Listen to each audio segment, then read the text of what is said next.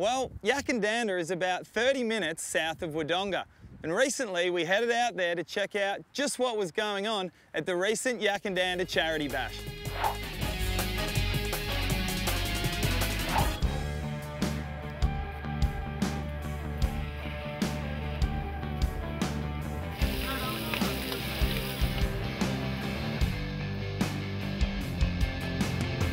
The event started 3 years ago. It was the brainchild of Don McInnes, a local friend of mine who's on the school council. And he came up with the idea to run a charity ride, and I was running online off-road tours at the time, and he came to me and said, "Rod, I want to run a charity ride and I want you to run it." So away we went. Don does the admin, takes all the bookings, and I look after the trails and the riding.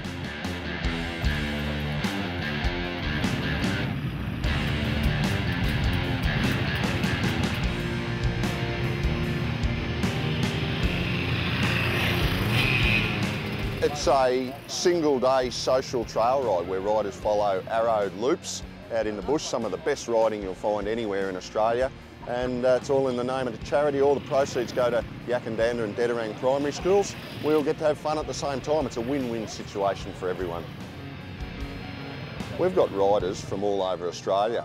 Last year a guy flew down from Darwin to ride the event, and about 30% of the riders are local northeast riders, but the rest of them come from all over Victoria, Melbourne, Shepparton and Bendigo.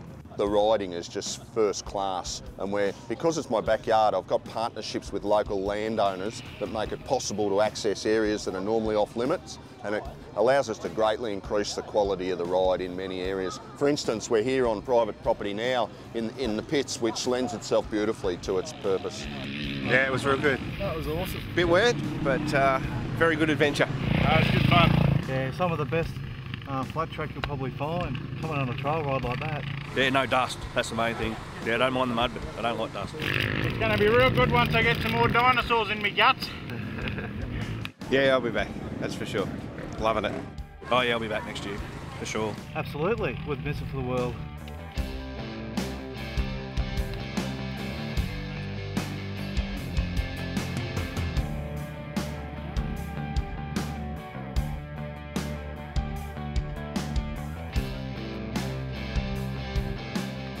We've worked with the DSC in the past, but this year we worked far more closely with the DSC. They helped us in the planning of the event. We actually came out to the bush with them and showed them the tracks we intended to use, and they gave us permission to use certain tracks. And the DSC have also been actively doing some noise testing here, which we welcome. We think it's a great thing. It wasn't from a policing point of view, it was an educational point of view. They're just saying to riders, if their bike's a bit noisy, well, your bike's a bit noisy, perhaps in future events you could address that. And we think it can only benefit the sport in the future. Noisy bikes is a very common complaint, and we'd like to eliminate that complaint from people's minds.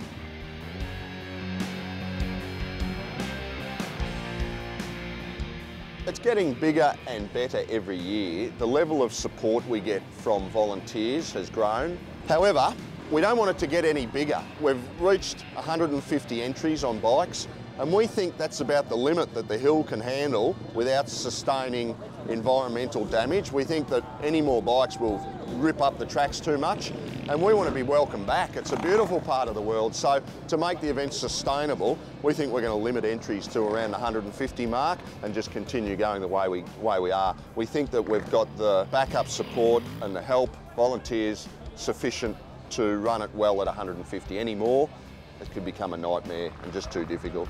So we're not greedy.